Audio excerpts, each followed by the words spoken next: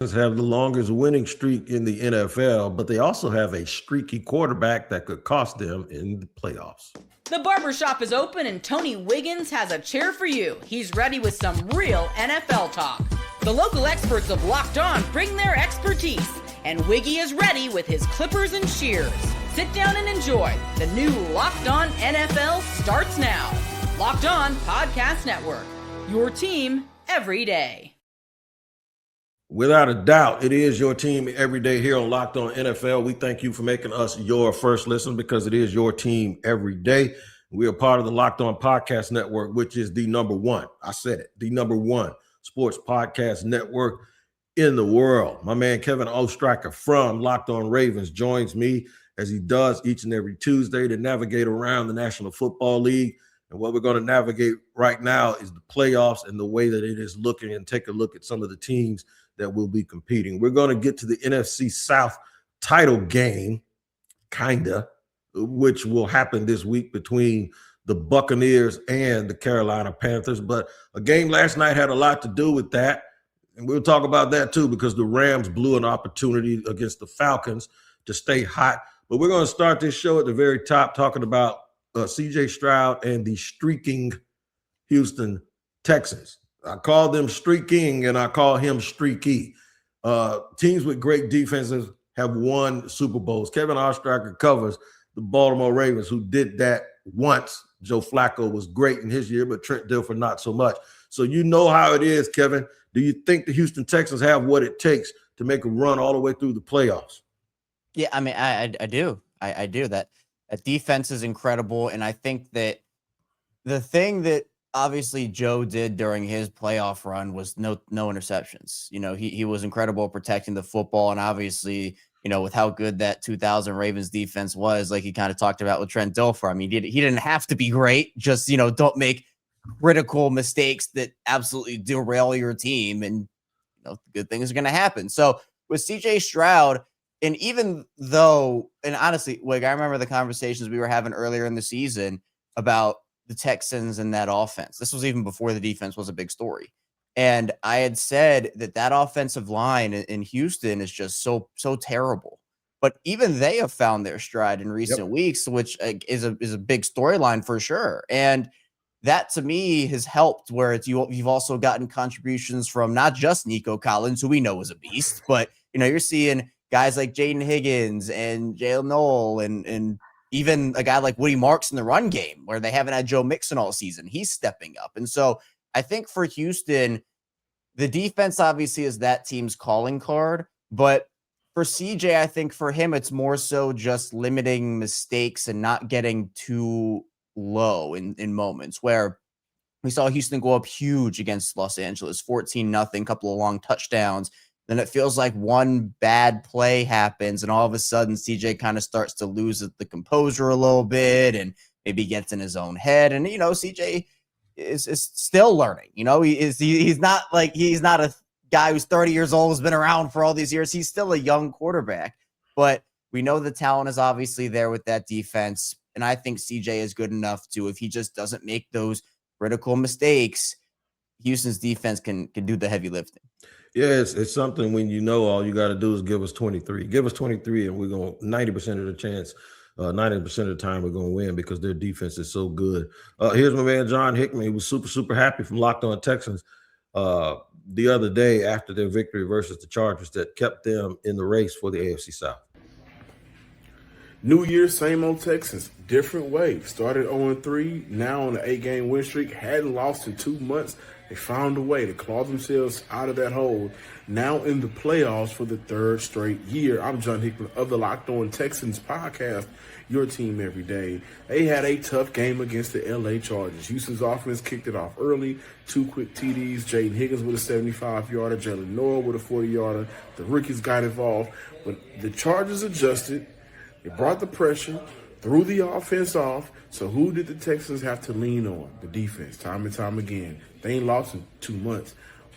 In 2 months, it's been the defense making plays, whether it's been an 8-sack game, whether it's been like the Chargers, 27 pressures, 5 sacks, and they cut down on those missed tackles. They really had a tough time the last 2 weeks. Both D'Amico Ryans and Matt Burke echoed they didn't play to their standard of game defensively. All right, so here's the thing. They're playing well defensively. The question is what happens when they play a team that can score points on them and the game gets managed a certain way? And certainly in the playoffs, you're going to have teams that can at least put up 24 points on Houston.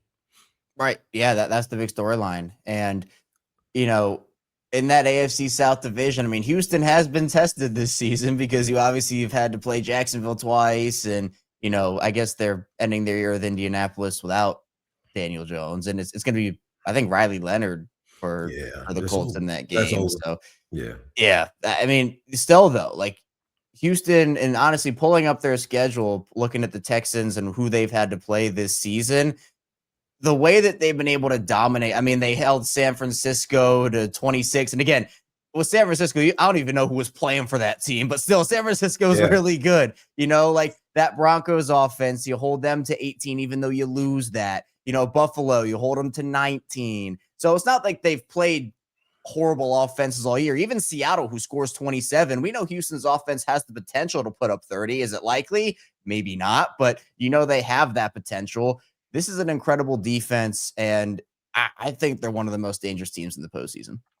I think so too. There's a chance if they're the 6 or the 7 seed, because I think Denver's going to win and create a situation where they are the number 1 seed. There's a chance that they would have to go to Foxborough. If they go to Foxborough, they got to see Mr. Maye. Here's my man Nick Cattles with Locked On Patriots. I mean, honestly, what is there to say after a complete bludgeoning of the New York Jets by the Patriots? Drake Maye, 5 touchdowns to 5 different receivers. Some rookie impact from Travion Henderson, Efton Chisholm, and Kyle Williams. Really a perfect Sunday for just about 3 quarters until everybody sat down. It was an absolute beatdown. 42-10. Patriots improved to 13-3. Now all eyes on the Bills against the Eagles. If the Eagles win that game, the Patriots are AFC East champions. We're going to do a live post-game show to break down this bloodbath at Locked On Patriots. I'll talk to you soon. Well, the Bills didn't win that game, and so the Patriots are the champions. They got the number 1 seed in their vision, but I don't think they're going to get it because, like I said, Denver's going to win. But they're going to be a team that somebody, a 7 seed or a 6 seed, has to go see that New England team in Foxborough. Yeah, I think New England, and this is my hot take, I think New England's the favorite for me in the AFC over a couple of these teams. And I like Jacksonville a lot, I like Houston a lot, and I like Denver a lot too. But New England, they've been playing without Milton Williams for a while, and Nick and I actually had a conversation before the Ravens played the Patriots in Week 16 for Crossover Thursday. Milton Williams, he, according to Nick, is their second best player in like the Drake Maye of their defense. So they've been missing him for a little bit here. Robert Spillane, who's really been a great acquisition for them, he's missed some time. Harold Landry's been banged up on that defense. And obviously, the thing with New England, I think everything lines up really well for them. The only thing is that they haven't really played a tough schedule. You know, I talked about Houston and who they've played. New England, I mean, that schedule it's been a cakewalk for them, and they've done what they were supposed to do. They've beaten up on those teams, and you know, good teams are supposed to beat bad teams like that. But you're not going to be able to play the Jets twice in the playoffs or the Dolphins twice in the playoffs, like you like talked about with Houston. You're going to be playing good teams in this postseason, and it's going to test you, and they're not very tested this season. So I don't know what's going to happen, but I do like New England. Drake Maye has had an incredible season, and I think that they have the potential to make a lot of noise.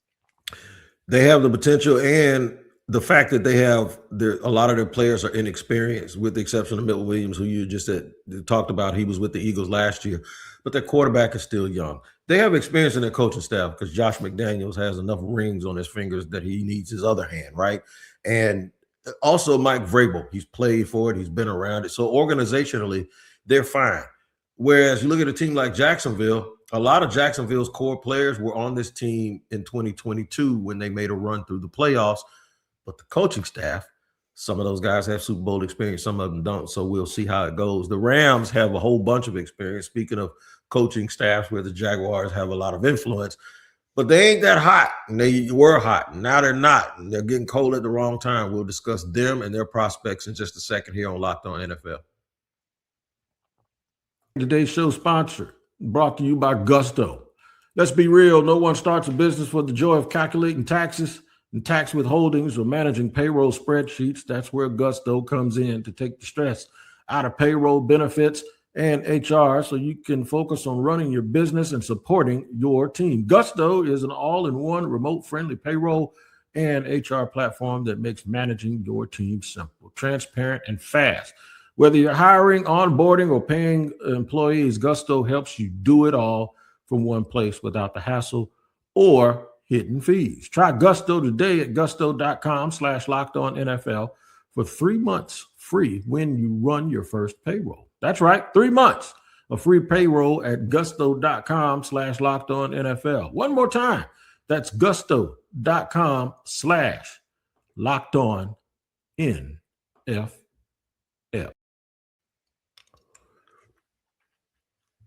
All right, we're moving and grooving here on a Tuesday. Headed towards the final week of the National Football League's regular season as we get into the playoffs. The Rams been a darling for everybody around, everyone that covers the league, including myself. I thought they were the best team in the National Football League. And I know they're not 100%, but they've had some performances over the last few weeks that leaves a lot to be desired. It happened again last night where they got really, really behind against the Atlanta Falcons, but were not able to finish the game. Here's Locked On Rams telling you about the end of their regular season coming up and what they failed to do. All right, in less than 2 weeks, the Los Angeles Rams have gone from the team that was the favorite to win the Super Bowl to they've lost the 1 seed in the NFC, to Matthew Stafford has lost the MVP likely to Drake Maye, to now their pick that they got from the Falcons for trading out of the first round of the 2025 NFL Draft is falling out of the top 10.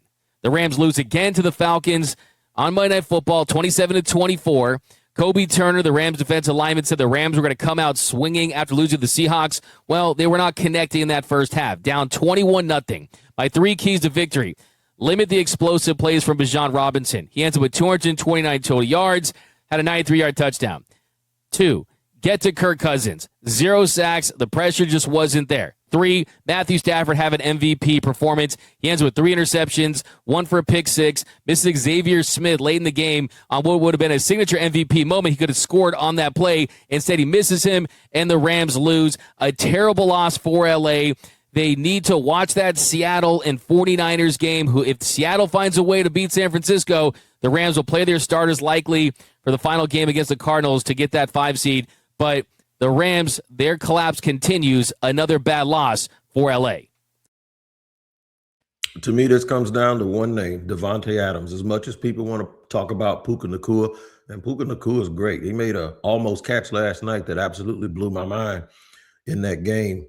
They need Devontae Adams because when you put Devontae Adams on that field, now it's pick your poison time, and Matthew Stafford is good at diagnosing what you picked. Yeah, I'm not overly concerned because I've seen what this Rams team can be. But man, if these last 2 weeks are anything, we're about to get the craziest playoff game ever with the Rams, and whether they blow a lead or they come back from some. I mean, I guess that's just what they do now. But I feel like for Los Angeles, they do have other issues that I'm not sure. Because again, like I was so sure like a month ago that this Rams team was going to be the one that was going to make it to the Super Bowl, maybe even win it out of the NFC. But now you have to wonder, because I think there are a lot of other formidable teams, not just within that conference, but obviously within that division with Seattle and San Francisco that they're going to have to roll through. Obviously, I think they've also missed Devontae Adams pretty heavily. He's had a great year for them, and he's missed these last 2 weeks, and that has kind of impacted some things where, you know, Puka's now getting all the attention where he was getting it before, but then you had to worry about Devontae Adams, and he was eating off of that, especially with his targets in the red zone and putting up points. So I think that getting him back, as long as he's healthy for the playoffs, I think that'll be a big boost to them. But, you know, like this is a Super Bowl winning quarterback in Matthew Stafford. And, you know, yeah, I don't think he's going to win the MVP. I think Drake Maye is going to win that award now. But, you know, obviously the Rams have bigger goals than that. I do think the secondary is a big concern point for sure. You're going to have to figure that out because no one's walking through that door. You know, you're going to have to figure it out. So you have what you have. But right now for Los Angeles, you know, it's not great compared to what it was a little while ago. You're right. And the Denver Broncos, despite the fact that not more than 10 days ago, they took a slap across the face from my Jacksonville Jaguars. Will look like they're headed towards home field because Justin Herbert won't be playing in that game because, well, quite frankly, I don't think Harbaugh has anything to gain or lose, or maybe he does. Maybe he doesn't. Maybe people want Denver to have the home field advantage instead of New England, where it's going to be northeast cold, which is a little bit different from the mountain cold. Kevin, I'm going to ask you this when we come back from listening to Cody Rourke.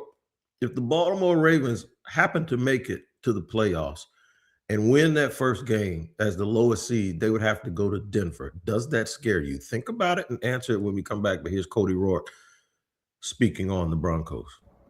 The Denver Broncos are AFC West champions for the first time since 2015 after the Los Angeles Chargers lost to the Houston Texans here on Saturday. Now, the stakes get a little bit higher for the Broncos in their Week 18 regular season finale against LA, where it's very reminiscent to that 2015 Broncos football team, where the Broncos, they had to win that game in order to clinch the number 1 seed. Peyton Manning came in, led the Broncos to a rally. Can Bo Nix and the Broncos do that next week against the Chargers? With the division now locked up, they've achieved one of their 3 goals. The next goal on deck, highest seed possible. If they win, they'll be the number 1 seed in the NFL playoffs. They'll have home field advantage, and then that sets them up for their 3rd goal. That is winning a Super Bowl. For more, make sure you check out Locked On Broncos.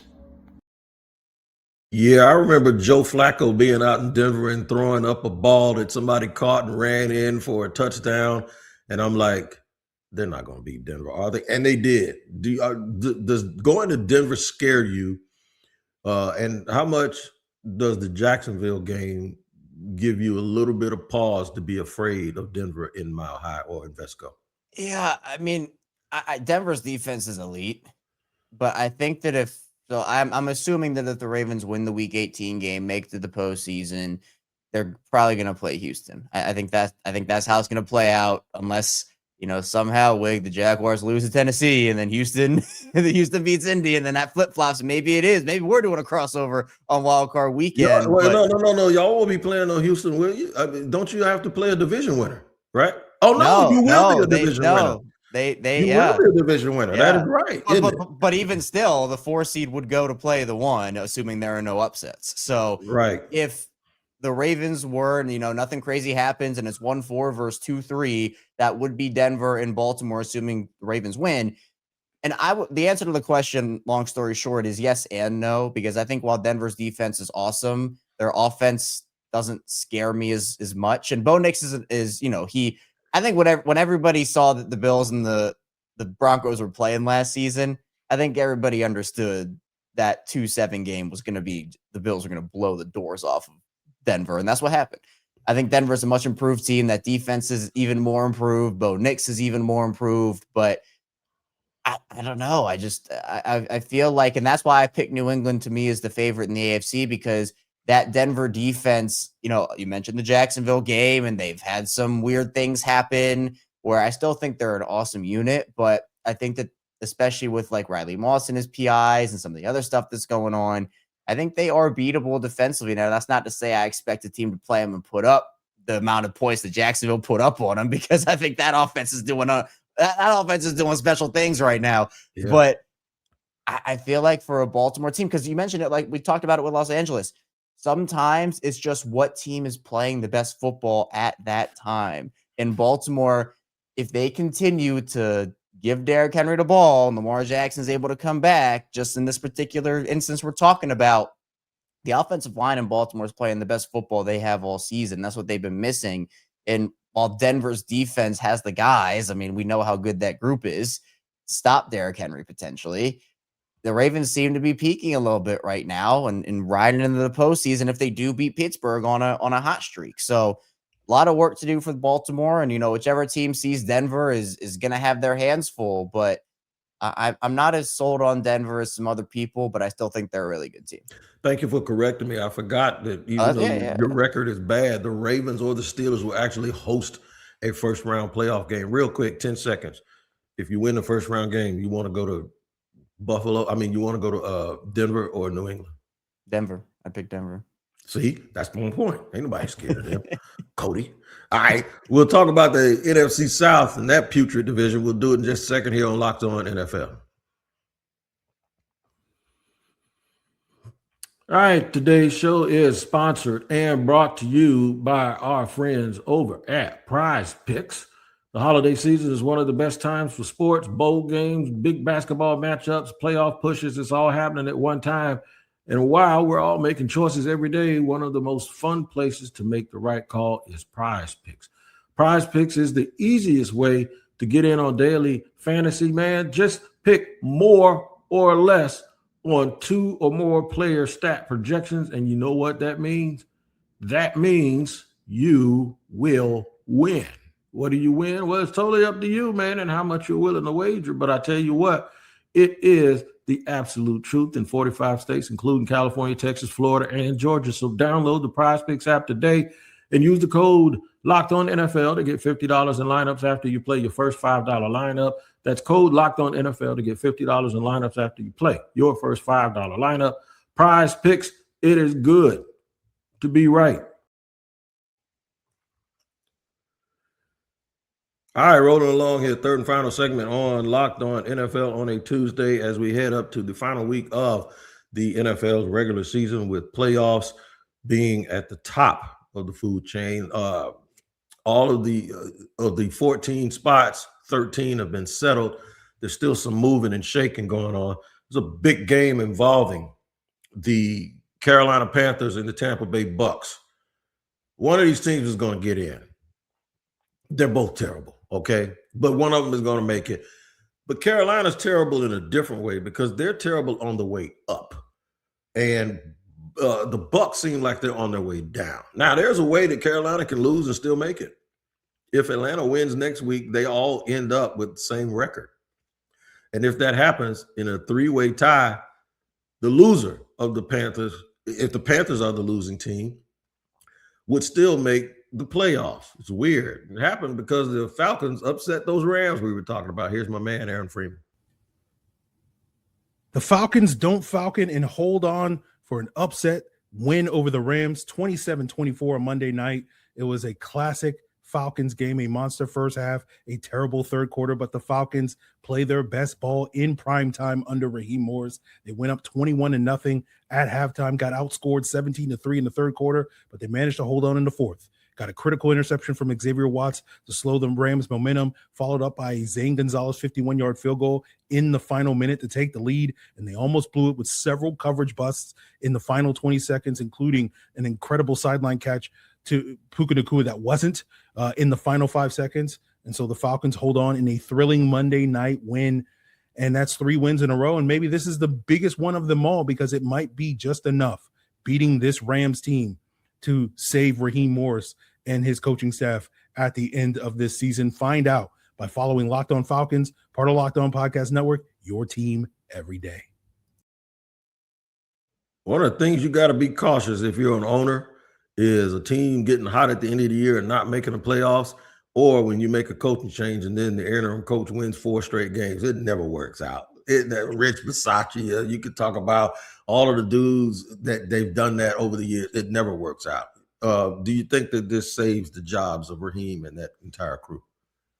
I don't know. I feel like I don't think so. I think that they still have to do some pretty heavy reviewing of what the goals are because, like, again, it's just been so disappointing year after year in Atlanta. And obviously, with Michael Penix and everything, they're working with Kirk Cousins right now. But, like with some of the offensive talent that they have and, they're not going to have a first round pick this year. They obviously made the move for a couple of young defenders. So where do you kind of go from here? I think that it's possible that maybe they give these guys another season to say, oh, well, Penix did get injured and we're hoping for more growth. Let's see what you can do. But, even, there are rumors about Aaron Glenn right now in New York, whereas like, is he even going to get a shot for a second year? And, that season's like, who expected the Jets to win any games? I think for the Falcons, it's different because there were expectations of like, if it's not Tampa, everybody could see it was Atlanta. It was okay. Atlanta's going to be the team that gets over the hump and kind of dethrones Tampa from being that NFC South champion. And so I think that, you have, there have been positives, right? Like, I think going on runs and making that, it is a what have you done for me now lately league. So I think that this is what's going to be the image, the win streak and whatnot in people's minds. But I wouldn't be shocked if they did make a change and, try a different direction. I think what hurts him, I think coaches need more than 2 years. I think what hurts Raheem and his staff is Liam Cohen, Ben Johnson, and those guys. I think that hurts them more than anything and Mike Vrabel, because they come in with young quarterbacks and won it right away, as opposed to Atlanta, who also had a young quarterback in year 2, and they were struggling while he was there. So that hurts them. Something else that hurts them, even though they could go in and argue, well, look, this is Dave Canales' second year, and we're probably going to end up with the exact same record. Yeah, but the cupboard was absolutely bare in Carolina, and now Carolina has a chance to get there and try to pull off what the Legion of Boom and the 12th Man did, go into the playoffs sub 500 and actually win something. Here's my man, Julian Council.